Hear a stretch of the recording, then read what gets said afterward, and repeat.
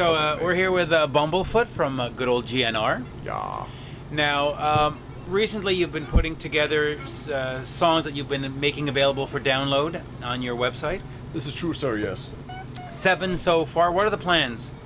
Well, I mean, if I wasn't on tour, I would be doing one every month. And Okay. that was the plan, to do every month to put out a song, because I just can't take on an album right now. Like, I can't just say, all right, I'm going to take 9 months and I'm going to write an album, record it, and put it out and do the whole thing.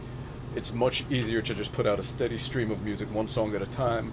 And I find that with that, I can do a lot of, what would you call them, special added features Right. that I wouldn't really be able to do if I had to do it for a whole album.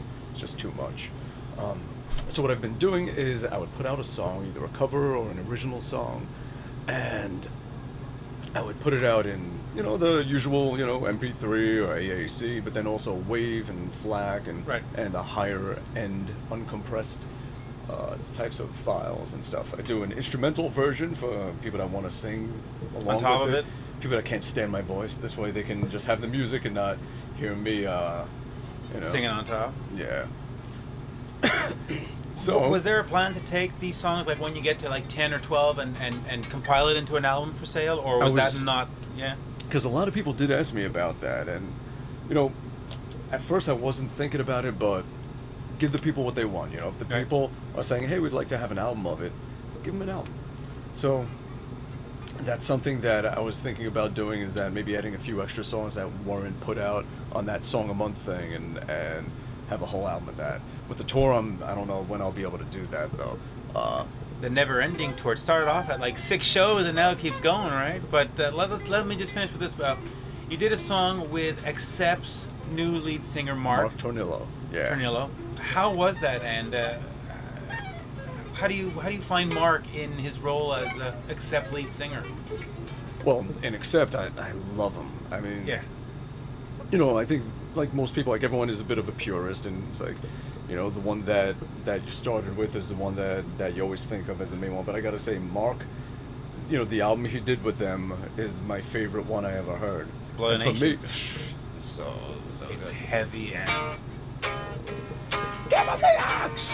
Yeah. and then yeah. And I'm a big fan It's of a Mark's. pandemic. Here you go. Yeah. But I'm a big fan of his going back to TT Quick in the Right. mid '80s. I mean, I still remember every. You're like, both all Jersey those boys, songs. right? Yep.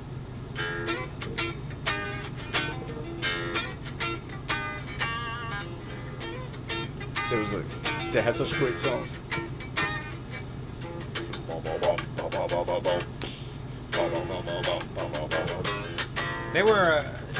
They were more of a Jersey sensation. They had a bit of a splash in the States, but they really never got out into Europe and into the other markets, huh? But he's such a great vocalist. So good. How do you rate yourself as a vocalist, since you're singing on the other tracks? Terrible. Terrible? Yeah, the song "Asleep at the Wheel." It's like when you're asleep at the wheel. Yeah, so I still remember all that old stuff from when I was like 14, 15 years old. It was so good. And yeah, when he joined Accept and I heard that, I just loved it. And we got in touch through mutual friends, like, hey, I'm putting out these songs, would you want to sing on one? And he was like, sure, I'd love to. And actually, yeah, where we met was, it was Don Jameson when he was recording the audio for his album Live and Hilarious. Right. And we were there. I went up, I just did like a little jam thing. I just made a spontaneous intro for the album for him. And Mark was there hanging. We met afterwards, and that's where we first met, was at that. That was in January of this year. Yeah. Now you're also working with another artist. If I get the name right, it's Pac. Mm-hmm. Mexican lady, well, Yeah. lady, a Mexican She's a lady. girl, a lady. She's a lady. Wow. Yeah. Yeah. I started in the summertime. She came up to the studio, and actually, yeah, she was the next thing that I worked on right after Mark. So the song I did with Mark was called "Catfight." Right. The way that one worked was I just did the music and said, hey, do whatever you want with the lyrics, just make the song yours in that way. And just listening to it, he came up with the whole concept, and everything, all the words and the melodies and all. And just came and just banged it out like 2 takes, boom, and that was it. And He's incredible. I mean, yeah. for me, I knew a little bit about his earlier band, but for me, he was really an unknown until he hit Accept. And then you hear that album, and it's like, whoa, where was this band hiding? I mean, for Accept, we had almost forgotten about them. Now, what's going on with Pocket? What kind of music is that? Is it dance? Is it rock? Is it? No, it's rock. I'd say it's like about as heavy as maybe, what would you say, like Nickelback and those kind of bands. Okay. And yeah, now, is she a Joan Jett type singer, or Lita Ford, or is she Lady Gaga? What is she? I would say more of a metal Lady Gaga. Okay, metal Lady Gaga. She's, it's funny. Some people heard her say that it reminded them of old Doro Pesh, of all things. Yeah. I mean, she's so she's from Mexico and she sings in Spanish. So just picture like that kind of heavy, like the riffs are very like I Rule the Ruins or whatever, right? It's just like and Frank from Guns played all the drums on the album.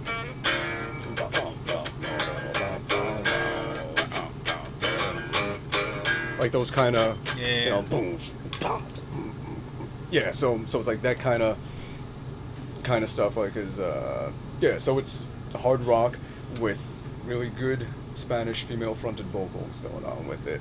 And I did all the music. Frank Ferrer, Guns N' Roses. He did all the drums. Right.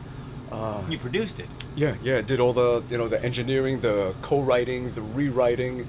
The music parts, helping with the arrangements of everything, and the mixing and the mastering, and now I'm also taking on the whole thing from a management standpoint as well. And working on merch and the album art and getting everything ready to have it available by early next year. So. Now, would you only produce rock acts, or if you did have sort of a Lady Gaga, pop artist, would you take on that too? I've done a ton of hip hop. Like 15 years ago, I used to do a lot of hip hop producing. I've done that. I've done jazz, classical, opera. I've done all kinds. I mean, music is music, and it's not just about the style of music. It's also about the personality of the person making the music and tapping into that and bringing that out. And that's really, when you're producing, what you want to do is bring the most of them out of them. And, the style is just, whatever clothes they're wearing. It's the same thing musically. It's just waves and just however you dress them up. Yeah. And just getting into that vibe and bringing it out. So, yeah. So I've done a lot of different types of music, all kinds of stuff. I mean, mostly I do rock because my music is rock. When I express myself, it's, hard rock stuff is where it... Did you grow up on all Kiss and all Aerosmith and all that? Or is there, because you're from New York, was there sort of a Run DMC and a rap influence and a hip-hop thing? Or are you just a musician so you can handle any music?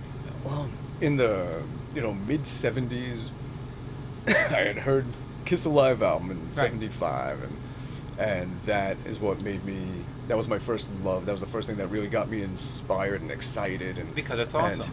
And, it was the greatest.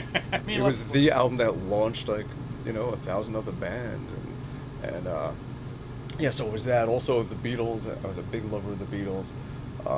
As I grew up, trying to think of some of the first albums I got was Boston's first album. I should tune this back up. But yeah, there was. Might have to cover more than a feeling at some point, right?